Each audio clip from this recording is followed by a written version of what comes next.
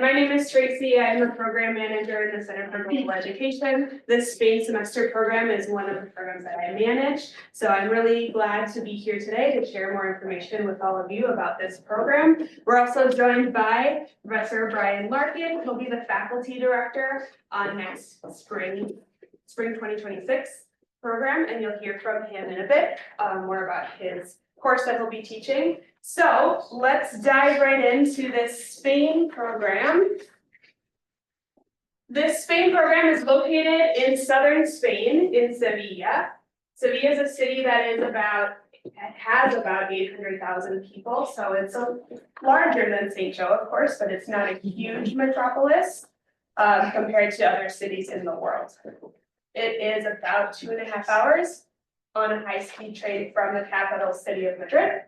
It does have its own international airport, and where you will have classes in Sevilla is at a study center mainly. So we partner with CAPA in Sevilla. They have a building that serves as a study center where you would have most of your classes, if not all of them.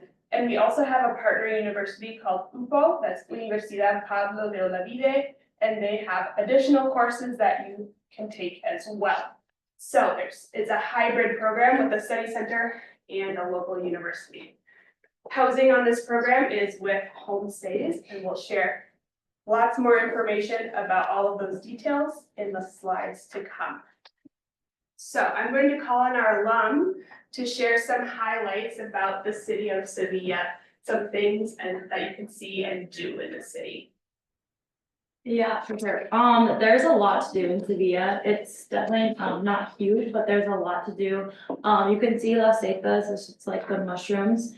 We took like a big group there. There's 2 photos of it. And then we have the river, which is where we like went almost every night to watch the sunset. We have a week called Feria, and it's like basically a huge fair, and you get to dress up in these like fun little outfits. All the guys like dress up in suits, and you get to like the women get to dress up in dresses that you can rent from like different people around the city, or sometimes like your host mom will have some that you get to wear if you fit in it. Yeah, and like these celebrations, like the Semana Santa, so Holy Week, and then the Feria Week, it's a week long, so you get classes on for those just so you can actually live in and like witness all this. So it's really amazing. Highly recommend. They're very fun. You go literally all night, nonstop, all the days. And just like Annika was saying, there's so much to see. The river is a big staple of the city. You cannot miss it. And you can just literally just sit down, watch the sunset, watch the sunrise, and all that fun stuff. Yeah, and Brian, what would you say are some highlights of the city for you? So I'm an historian, and so Sevilla is just absolutely wonderful, because it was started as a Roman settlement. Outside of the city, you can go to the Vatican, which is Roman ruins, the Roman Colosseum there, there's old Roman houses there. Every time you walk around the city center, it's historic. There are buildings there that were built in the medieval period, and you get to wander around and see all of that cool stuff.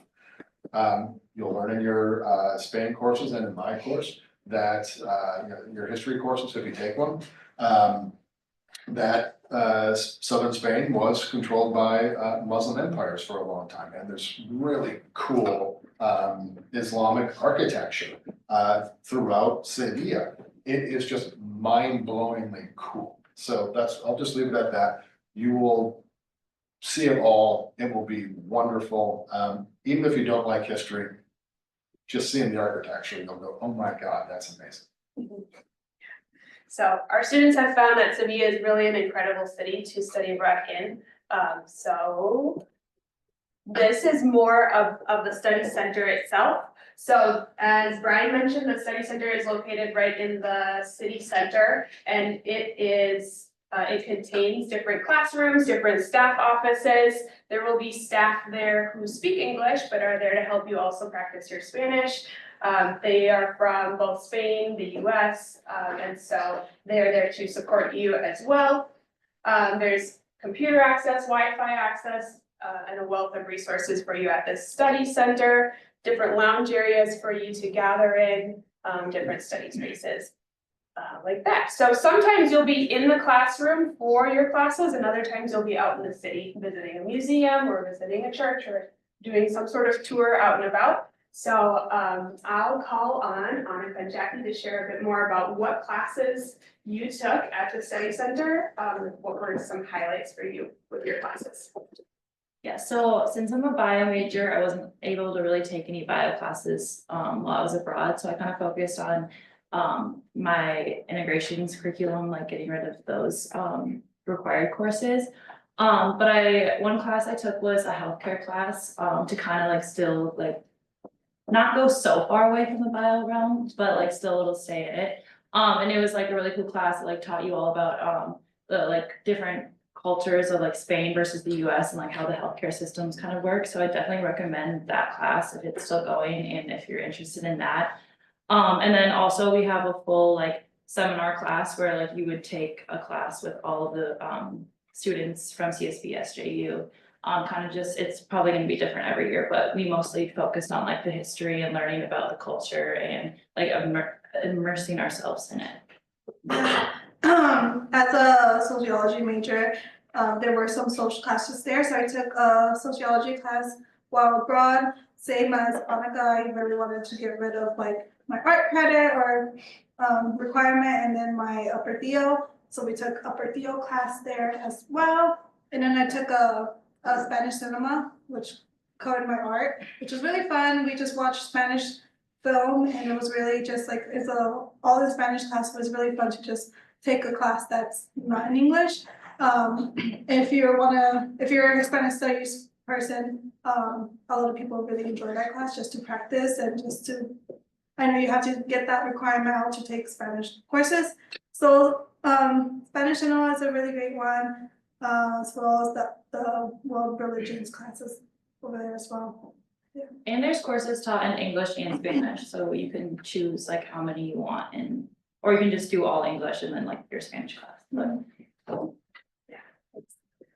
So as I mentioned, there's also a partner university, and so there is the opportunity to take classes at this university as well. You'll see that it's located, the map indicates how far it is away from the study center. So the study center is located right here in the center of the city.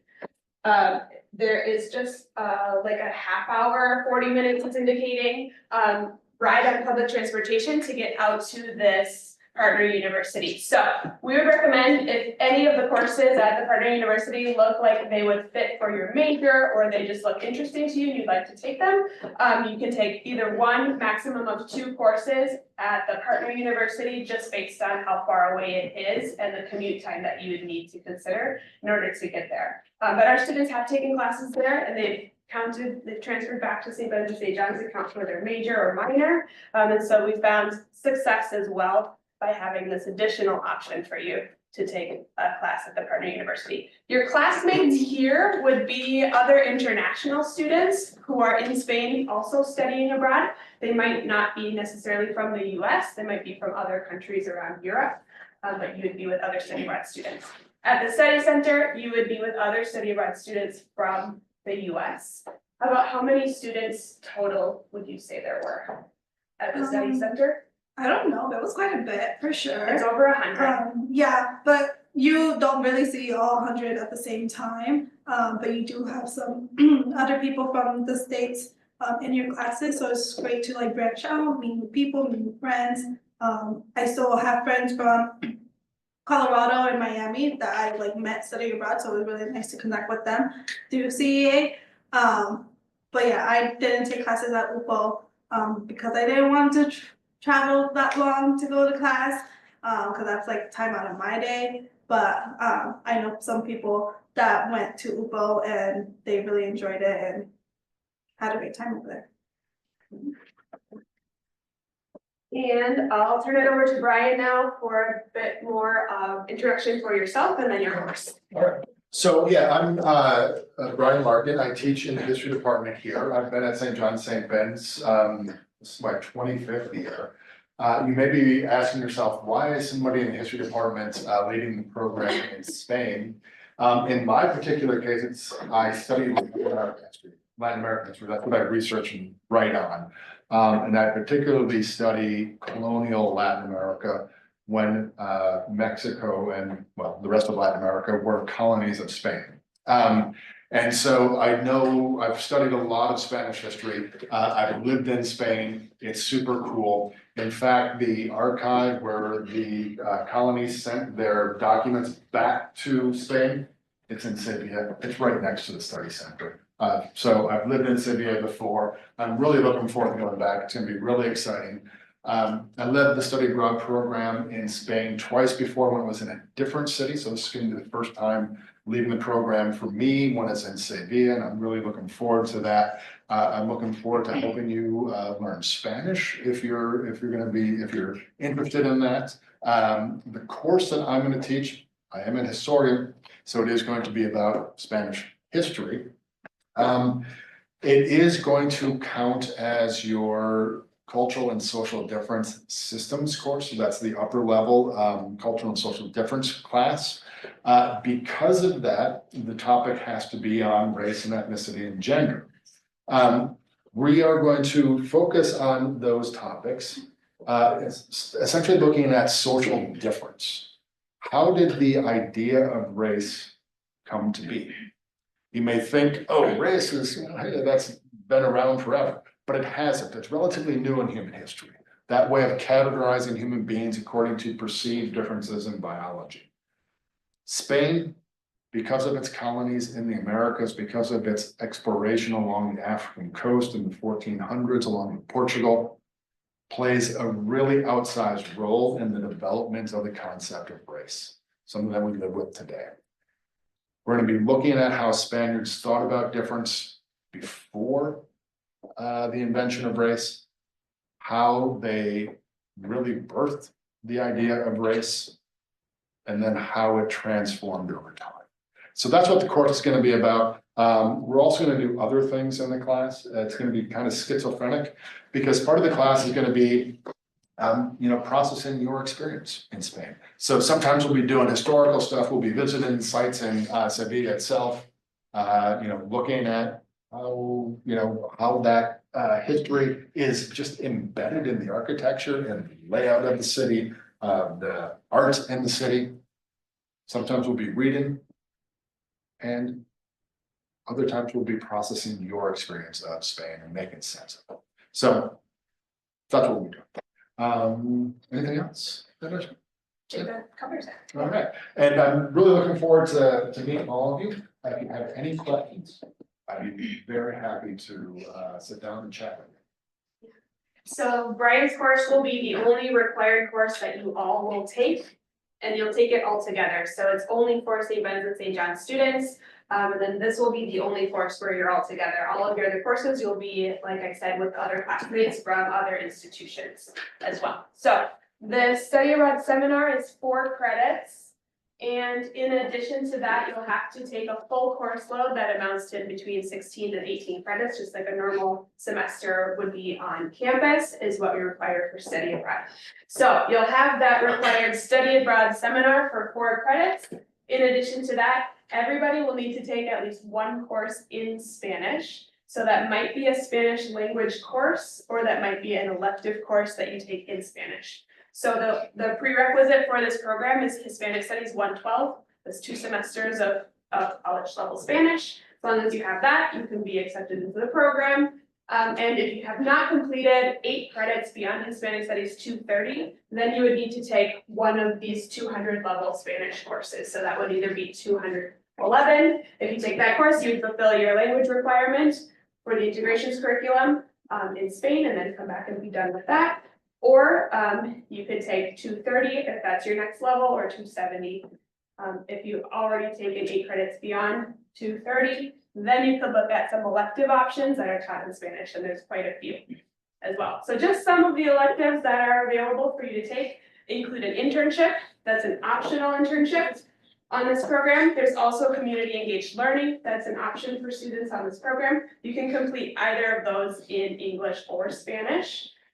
And then you'll register for as many credits that gets you up to a full course load. So there is a course list. Oh, here is all of the Spanish language course options that you have in Sevilla. Some of these are taught at the study center, which would be the recommended course to take.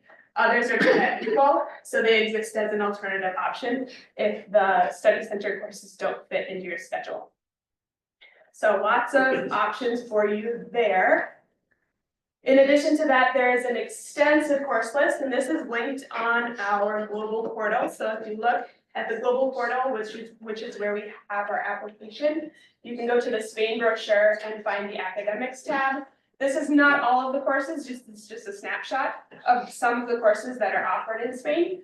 But you can go ahead and find and click on the course titles there and read the full course description to see what courses would fit in with your degree work so that you can fill, as Jackie mentioned, as many of those integrations curriculum requirements. There's lots of opportunity for you to do that on this program.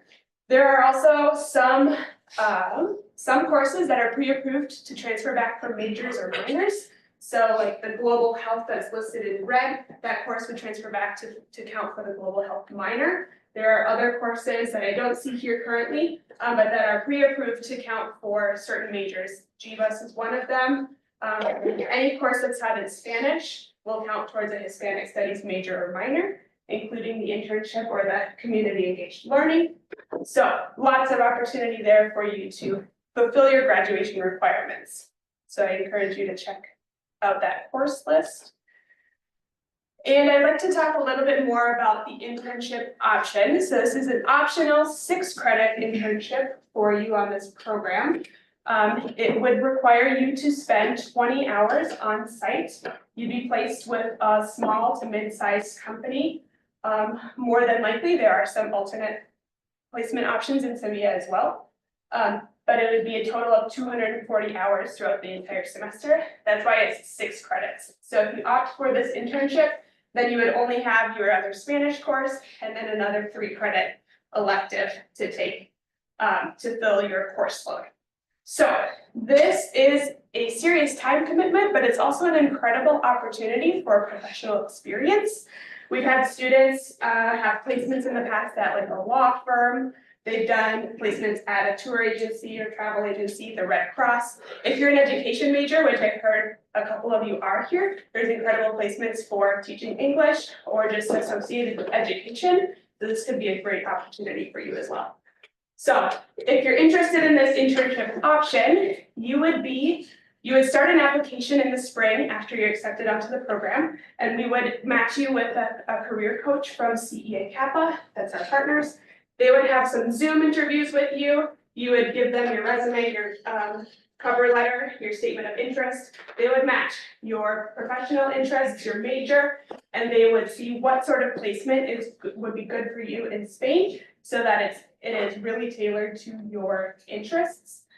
You would have between 7 to 10 hours of professional career coaching even before you arrive in Spain, and then you'd receive your placement a couple weeks prior to the program beginning. So there's also an accompanying seminar that helps you process the whole experience throughout the semester. And then by the end, you'll have this NACE competency report, which is a report of your career readiness skills that you can take to a future employer in an interview and say, I did all of these things in Spain. My internship supervisor says I'm great at this. Look how cool I am, please hire me. So again, time commitment, but really cool opportunity for you in Spain.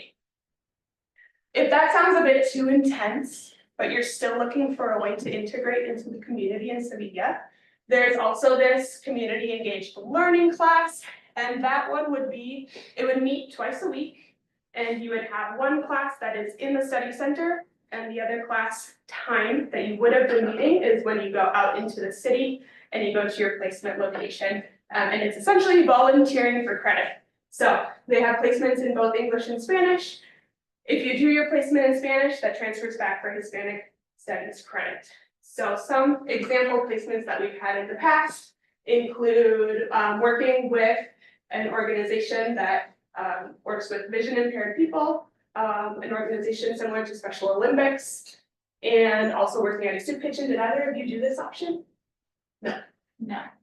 But we know people that did, and they like really enjoyed it. Both the community-based learning and the internships really, the people that did it, they really enjoyed it. They really had a lot of things good to say. And especially the internship, they like met with like locals. They are great friends with locals as it is. So it's like great way to like make Spanish friends. It was really interesting to like hear them talk about it and like be able to like explore more things than we did, but yeah, it's definitely a very good opportunity. So this option is 3 credits, as if you compare that to the internship, that's 6 credits. So it's a lot less time that you have to commit, but it's also, as I said, a cool way to integrate into the community and make some cool connections while you're there. All right. So now we'll go a bit into homestays. On this program, you'll live with host families, either 1 or most likely 2 students per host family. And I'll let Jackie and Annika share more about their experience with host families in Spain. Yeah, well, if you can see that picture on the right corner, that's my bed. I miss it so much actually.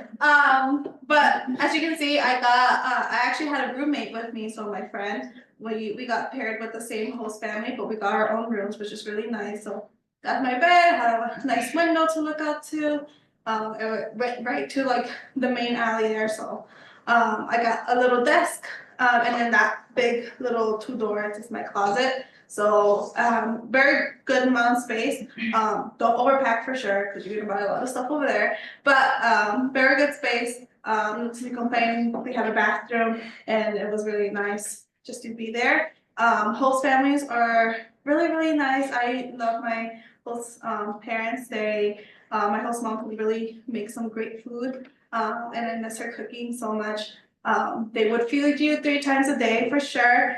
So breakfast before you go to school, and then if you want to get like a lunch to go, a bocadillo, you can ask them for a bocadillo every single day, and they'll have it like ready on the table or something for you, and then you can take that. So it's just basically a sandwich with all the meats and whatever they decide to give you. And then you come home and you eat dinner for your last meal, and it's a nice dinner. Love the dinner. But one thing to note is that the timing of like the lunch hours over there are different. So dinner would be like at 9-10 p.m. Which isn't as bad as like if I just say it like that, but you get used to it for sure. You get Wi-Fi so you can do homework, of course, at your place, and then they do your laundry. So they should have like a laundry basket, so you don't have to wash clothes, you don't have to like hang them to dry. They do that all for you, which is really nice. You basically covered everything. But I guess that's in the middle, that's me and my roommate with my host mom. We also had a host dad and an 18-year-old host sister. That was really cool, just like hear about her life, like growing up in Sevilla and like having like making connections and like differences between like our lives. We also had our own rooms, got 3 meals a day, she did our laundry. It was really the life, it was so nice, so. And it's a great way to like really immerse yourself with the language and like the culture, because it's like, it's so easy to like buy McDonald's from the street, but like you can get a home cooked Spanish meal like authentically, like you can't find that. Yeah, you also save so much money, like by, well, I mean, yeah, kind of. And then also like, me and my roommate, like we both were not like Spanish majors or minors, so we had to like really bounce off each other to work to like communicate with them, but it worked like eventually as like the days went on, it got a lot easier, so. And these host families, it's not the first time that they're No. hosting a student, so they have practice with this, so they know the language barrier and some sort. So maybe you get somebody that knows a little bit of English, but typically they don't, or they really don't know any English. So it's great to like try to like communicate with them, give them your thanks, and just be respectful for letting them into their homes. Yeah, I have a question about the meals. In Spain, the main meal is in the afternoon. Yes. It's usually served between 1 and 3 p.m. Did you go home for meals, or not? Yes, I did because my classes ended around 3, so it was like perfect timing. I'd get home and then my host dad would get home like 30 minutes after us, and then we'd have a big like family meal together. And we'd usually watch like a soccer game or like a dating show or something as a family, and it was like really fun. So that's like the dinner of like here basically, it's like the biggest meal you have, and it's like as a family. Yeah, I didn't go home for lunch, because I was, from where I lived, I was like across the river into the study center. It was a 30-minute walk. So and I had classes all day, so it didn't make sense to do that trek. But again, they give us a bocadillo that helped us until our dinner time when we don't have food. But a few people do go back for lunch in between the classes because they have time. Also, when you travel on the weekends, usually like you can ask for like a meal, like for your travel day or something, and that like makes you something, which is really nice. Yeah, but those full course meals like on Saturday or something, like or Friday when we didn't have class, like my lunches would be Huge, yeah. That's a huge perk of this program, that all of your meals, 3 meals a day, and your laundry is already paid for as part of your program fee. So you don't need to worry about going to buy groceries or cooking yourself, it's all provided for you. And try the meals, they look kind of scary sometimes, but like you're in a new culture, so like definitely just try them out. Usually they're good. All right, there are also some excursions that are included in your program fee, and so one of them is a day trip to Porua. That's a city that's close by, it's just a short bus ride away. So tell us a bit about your day trip to Porua. Yeah, this trip was like right when you first get there. I think it was like the first or second week. As you get there, really beautiful city for sure. You get to visit the cathedral mosque place, and it's really awesome just to hear and see the history there. A great place. It's like you said, it's like a short bus ride. That's where you can meet new people because it's like all of the CA study group that goes. So it's not only you guys, it's also the rest of the other study bus students there. So yeah, it was really fun.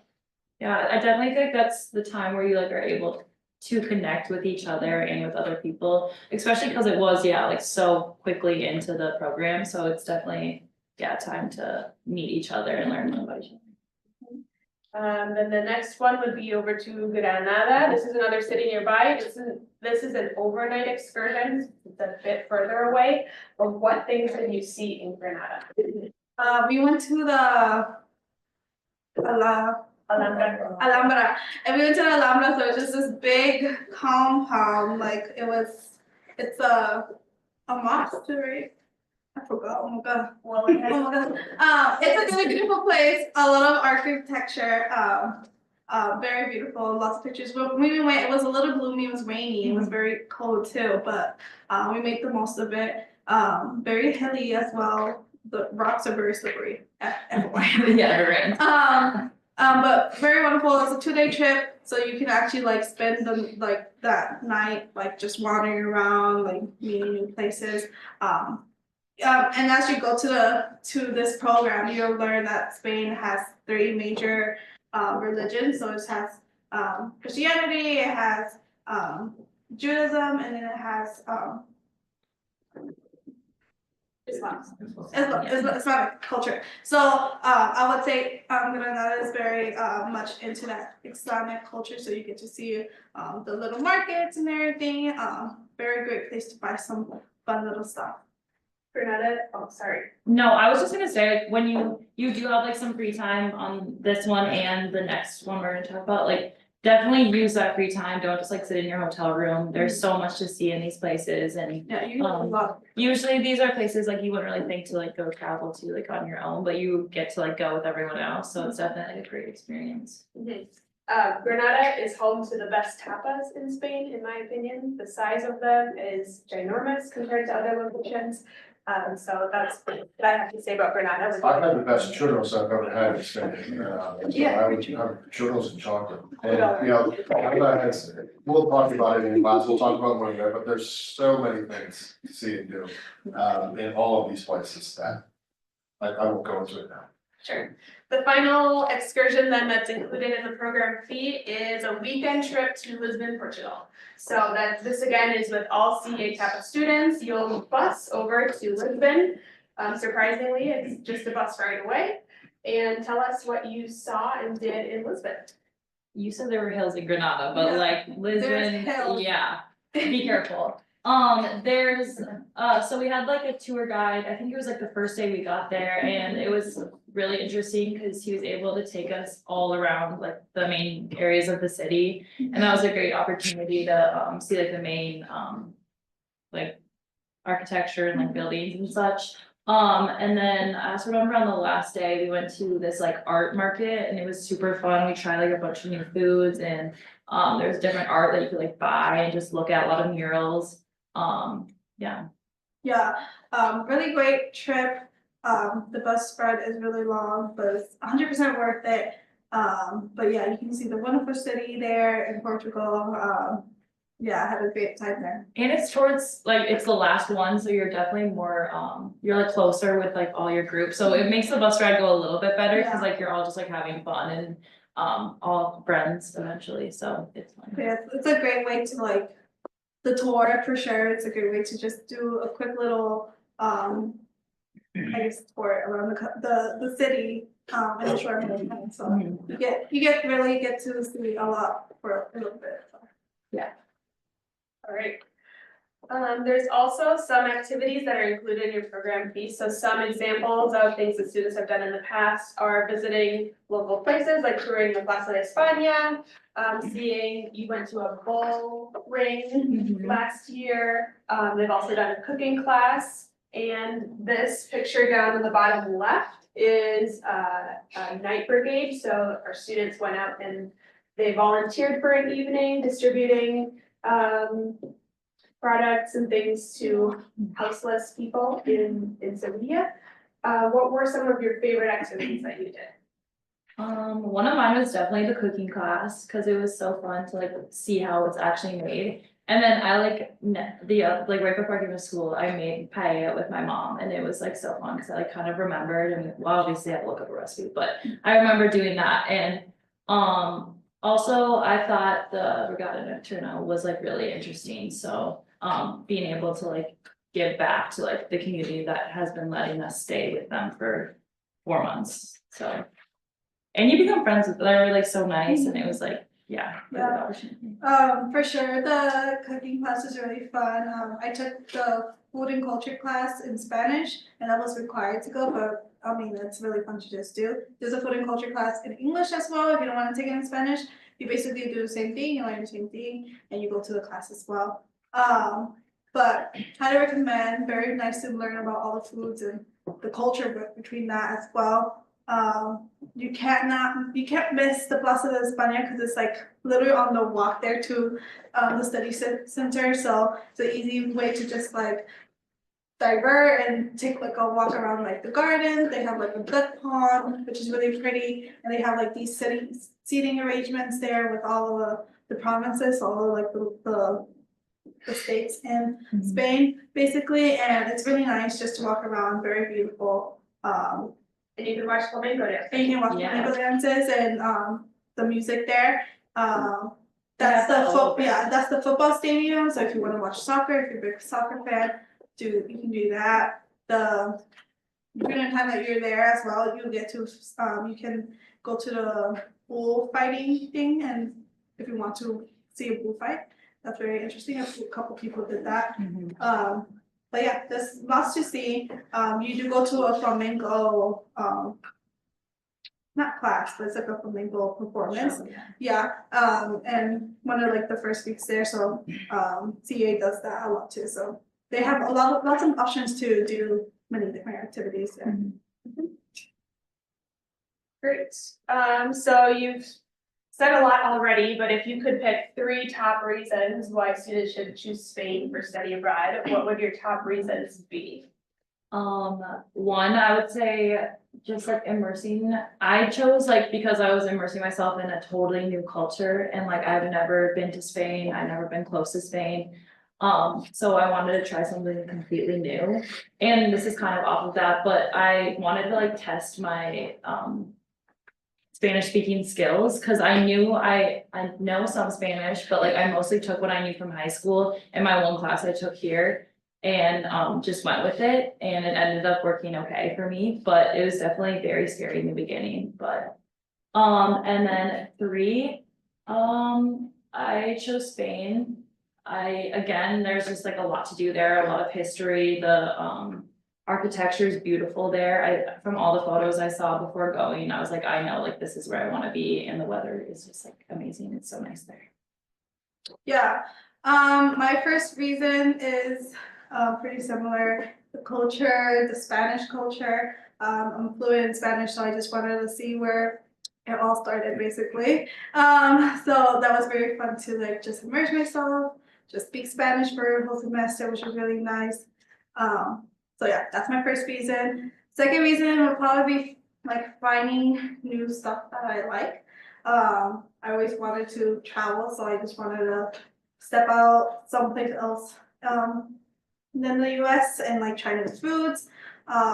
You get to be of drinking age there, so it's really nice to like have some tapas and have enjoyed the tapas bar there. So it's really, Responsibly. yeah, responsibly, really nice. But yeah, you can never go wrong with food and stuff like that. And then three, I think just making new memories. I feel like sometimes you can get in this bubble here at CFSJU, so sometimes you just wanna get out and see what else is out there, and there's so much else out there in the world, so it's really nice to just see different cultures and see how they interact. And the people, like I went knowing maybe like one or two people on my trip, and now I came back.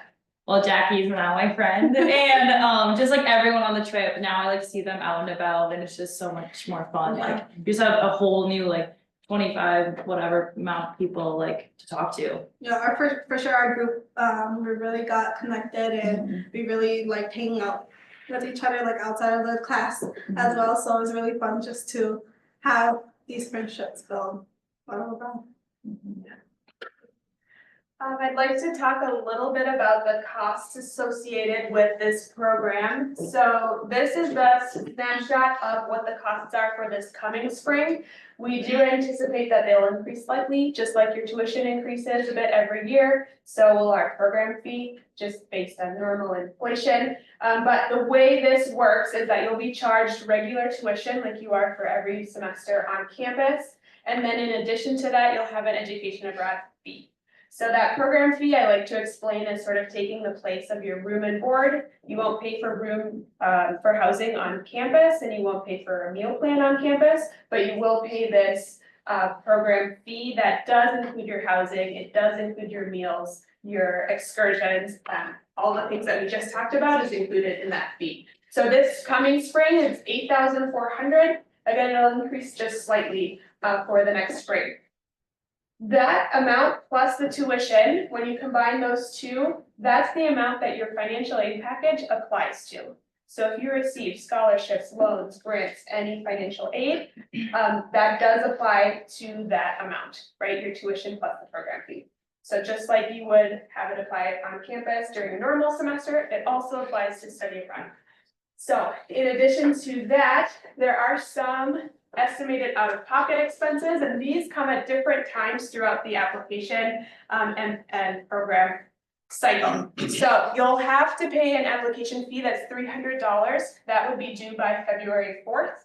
You pay that application fee, and then if you're accepted onto the program, we keep that and we pay it towards your program. If you're not accepted, or if you are accepted and then you choose not to go, it's refundable, that $300. If you're not able to pay that fee all at once, we also offer a payment plan. So you can pay in monthly installments, 3 months of $100 each. If you want to do that, you just need to set up an appointment with one of us in the Center for Global Education, but that also exists as an option. Another thing that you'll have to pay for out of pocket is your airfare that we estimate to be about $1,300 round trip from Minneapolis to Sevilla.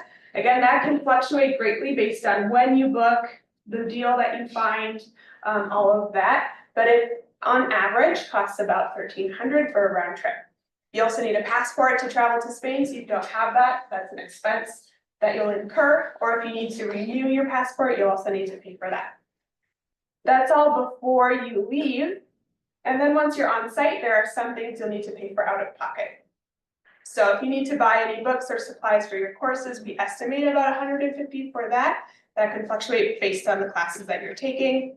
If you're buying meals that are not already provided by your host family, students in the past have reported that they've spent about $1,000 for the whole semester on meals for themselves. So they've decided like on Thursday night, we're all gonna get together and go out, and that's spending money that they've spent on meals that's not provided by their host family, for example. Then there is a required cell phone. We require all students to have a cell phone that works while you're abroad, so you'll need to find a plan that makes the most sense for you. We estimate it to cost about $150, but that can fluctuate based on the plan that you find. And then personal and miscellaneous costs that students in the past have reported spending about $1,700 for the total semester. Again, that fluctuates based on personal preference. If you're trying to do a lot of independent travel, if you're jet setting every weekend, of course, the more you jet set, the more you're going to spend. So students on average have said they've spent about $2,400 throughout the whole semester on independent travel. That could be within Spain or beyond Spain. But of course, the farther away you go, and the more often you go, the more you're going to spend. So all these costs considered, there are scholarships available as well. Once you submit your application in February, after that, we'll send out a link from our office with to apply for our scholarship within our office. That application would be due in March. That's available to everybody who's applying to study abroad. If you receive a Pell Grant as part of your financial aid, you're also eligible to apply for a Gilman Scholarship. And that's a national scholarship that awards up to $5,000 for study abroad. We have had students receive it in the past. It's a very involved application. It has a series of essays that you'll need to submit. And so our office is very happy to help you with any applications that you're submitting to the Gilman Scholarship. But that's really helpful if you're awarded a Gilman. Really helps your program. And then CAPA, our partner, also offers a scholarship. So that application would be due next November 1st, but it's another way to cut the costs of this program. Are there any questions about costs before I move on? Yeah. Well, how much are the CSBSU Global scholarships and then the CA CAPA ones? Yeah, I want to say on average between 1,000 and 1,500. I could be wrong, but that for some reason is the ballpark coming to me for both of them. Yeah.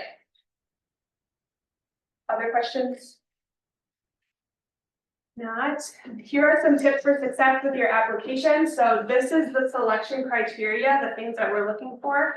We're looking for a minimum GPA of 2.5. If you're close to that, like borderline, maybe 2.4, I would still recommend submitting your application. You could be placed on a conditional acceptance. So if you're concerned about GPA, we can always talk about it before you submit your application and see what might be best. We're also looking for quality, the thought that you put into your answer. There are some questions, essay questions as part of the application, and we'll also require you to upload your resume. So we're looking for effort that you've put into those essays and resume, answers that aren't just like, I want to go to Spain because my brother went to Spain and he said it was cool. That's probably not a strong enough argument for us to accept you on the program. So think about your answers, put some thought and effort into them. We'll also ask you to submit 2 references, one from a faculty member and one from a person who knows you in a non-academic capacity. So that can be like a supervisor from a job, a coach, somebody who knows you outside of the classroom. And then there is maybe going to be an issue if you've ever been on disciplinary probation or if you're currently on disciplinary probation. Your acceptance could be affected. If you're currently on probation, either disciplinary or academic probation, we cannot accept you on the program. If it's a past issue and it's already been resolved, that we can still probably accept you. It's a case-by-case basis, but if you're currently on it, that is not, we can't accept you. After you submit your application, Brian will be reviewing all the applications that you submit. And in the weeks following, he'll reach out to you to have a one-on-one interview. So you'll have a conversation with Brian. And then after that interview, he will make decisions and will notify you by, it's on the next slide, February 18th. if you're accepted onto the program or not. There is a chance that there could be a wait list, right? These programs are competitive. We can only accept up to 30 students on this program. And so in February, we'll be in touch about your acceptance status, and if there's a wait list and next steps for what you might do. So here's how you can continue on the path to going to Sevilla in 2026. Start thinking about how you're going to finance it, whether that is applying to different scholarships or getting a summer job or getting, a second job to save up all of your money so that you can enjoy your time in Spain. If you haven't already, access the global portal, log in, create your traveler profile, and you can see more information about the Spain program, and that's where you'll make your application. If you would like some support with your application, we do offer some support sessions through our office. So you can find the schedule for that on my CSPSJU, the Center for Global Education's page. And you can attend one of those to really polish your application before you submit it. And then we'll also be offering some interview help at the beginning of spring semester. Our career mentors in the Experience Hub will be providing some practice interviews. So if you'd like to polish your interview skills before you sit down with Brian, you can do that as well. So we'll have a sign up at the beginning of next semester for practice interviews as well. Again, the application is due February 4th. That's a Tuesday at noon. After that, you'll have an interview with the faculty director, and then we'll notify you if you're accepted by February 18th. So, we've done a lot of talking. I'd like to open it up. If there are any questions, we're happy to answer any questions you have right now. What would you, specifically then, what would you guys say about like how long it takes to get like acclimated, or like tips on like, I mean, it's a whole new city, it's a big city. How would you say that process went?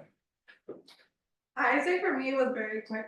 I'm from Texas, so just coming here, I'm already used to like being in a new space and finding my footing. So going to Spain, like, don't get me wrong, it was a change, but it was like I think my excitement and like nervousness like kind of like mingled together, and then it just like created like I feel very comfortable walking around the streets. So I would say like for me about a week.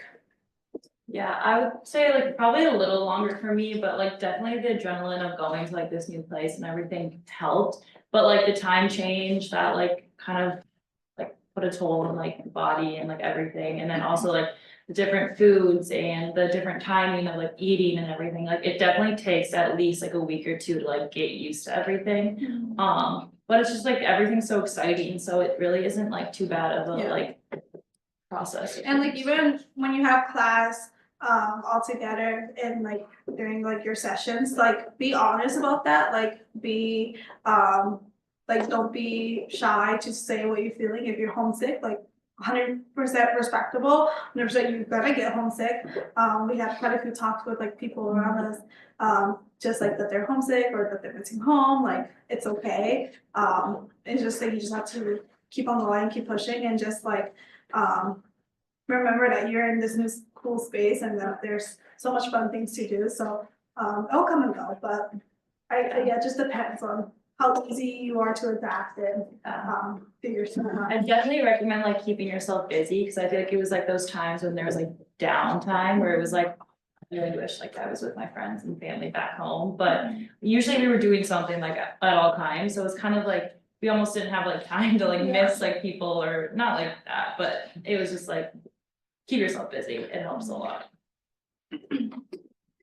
You will get homesick when you're gone. I mean, it's just gonna happen. It'll probably happen, if it doesn't happen before, it'll happen in the third week. That's when it usually does. Then you'll process it, you'll get through it.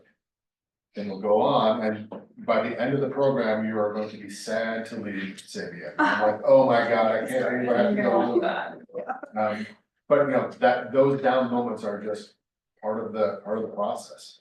They're necessary. And they make the program even better, and they make the amount of growth that you're going to experience, personal and growth and maturity, are tremendous, absolutely tremendous. I agree, and even then, like if you like do decide to like travel outside of Sevilla, like you always long to go back to your new home, so it's just like, I wanna go back to Sevilla and like just be home, cause after long days of travel, for sure, you just wanna go back to what you're comfortable now, and you're gonna get comfortable in Sevilla.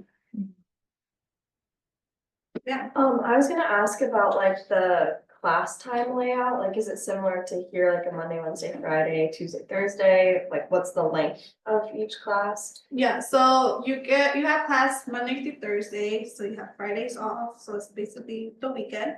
So that's a really fun time. But classes, it just depends, they're all the same amount. So I know I had, I think they were like an hour and yeah, a little over an hour, I would say. yeah, But I only had like 3 a day in month, so I had it from like 9:30 to 3:30. Mhm. So then I was like, woke up, was there till 3:30, went home and ate lunch. Like, yeah. I think usually class starts at 9, my latest class started like at 5. Cause Yeah. everything is delayed over there, so it just makes sense that it is, so yeah, I usually like, my earliest class would be at 9:30 probably, and then my class would end by 6, and then I'll just like go back home. Yes, your classes will probably be Monday, Wednesday, or Tuesday, Thursday. And then if anybody is doing the internship option, that would likely require you to work on Fridays, so it's also something to That's consider. Yeah, I don't know if you already answered this, did you guys like fly a lot or travel? yeah, at the beginning, I was gone almost every weekend, going to like every single place I could.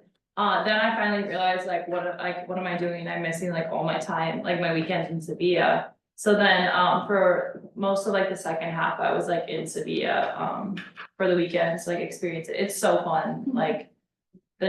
Yeah, just everything is like really fun about Sevilla, and but yes, I did travel almost every weekend, I would say, just cause. Like I had the week in Sevilla and then I was like, oh, I kinda wanna go like to like Austria or Italy or something, and. So it was like a great opportunity to explore like all of Europe. yeah, I relatively stayed in Spain, and if I did travel, it was like other places in Spain, so I went to Palma, which is like the island from Spain, and then to the Great Canaries, which is also another island from Spain. There's many opportunities to do other excursions through CEA, or like if you guys wanna do like a group trip, I know you guys went to Morocco, some of us went to Morocco, so that was really nice and fun. But 100% for sure, like the trips that we mentioned here, the excursions, so Lisbon, Granada, and Córdoba, like those are already you already paid for those are already in your schedule, so highly recommend looking at that schedule so you don't book a trip there, because these are mandatory as there are, so like you can't, like if you're gonna waste more money if you don't make it to this, so yeah, so these are mandatory, don't overbook yourself. But for sure, try to spend some time in Sevilla, it's a wonderful city, like whatever you get there, you're gonna get the same thing if you go to Italy, like it's literally the same thing, so it's best to just, to me, save money, stay where you are, but there's like many different places to do in Sevilla, but if you wanna travel, go for it, there's quite a few people that decide to travel, often, so, I mean, that's your money too. And the independent travel, of course, is up to you. I mean, you're the ones who have to, organize it and pay for it. I would say if you are interested in polishing your Spanish, it's better to travel within Spain, and you will have lots of opportunity to travel within Spain. It'll be a little bit cheaper because you can take a train or a bus rather than a flight. So that's just one thing to think about, and there are a gazillion places to go in Spain. Yeah. Spain is very diverse, depending on where you're going, you're going to get a very different experience. And you can still practice your Spanish, even if you're going to a part of Spain where people speak a different language, they're always gonna have Spanish as a backup, so you can always communicate in Spanish. Yeah.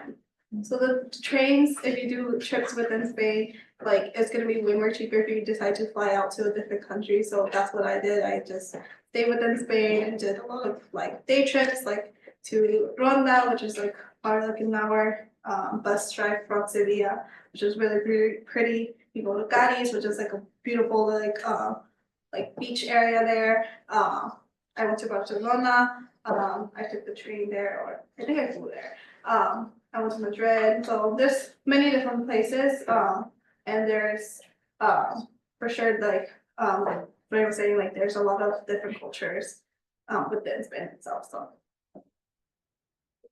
Any other questions? If other questions come to you afterward, you can always send me an email, you can send our alum an email, you can reach out to Brian as well. You can also find me on the Hive instead of an appointment for any other questions that require a conversation. You can find me, my name is Tracy, you can find me in the Center for Global Education. We also have appointments as Seville mentors, because we work at the Experience Hub. So if you want to talk about your application and need help with your application, we have our hours that are on the Hive. But if you just want to stop by within our hours just to have a conversation about Spain, we will not stop talking. We So, love to talk about it, so. please ask please us questions, yeah. We'll answer. Any questions? All right, thanks everyone.